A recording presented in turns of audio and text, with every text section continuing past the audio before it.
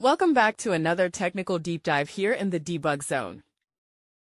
Today, we're tackling a big question and breaking it down with insights from other users. Hopefully, this clears up some misconceptions and helps you get the answer you need. So buckle up, stay a little curious, and let's jump right in.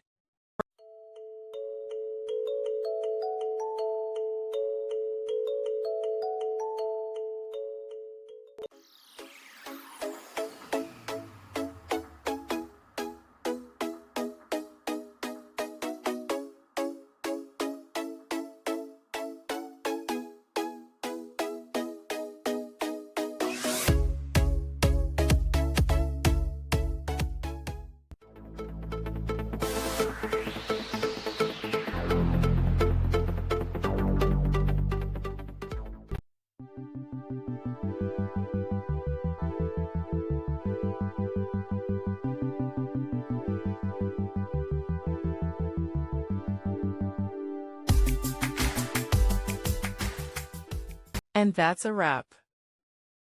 I hope you found the answer you were looking for.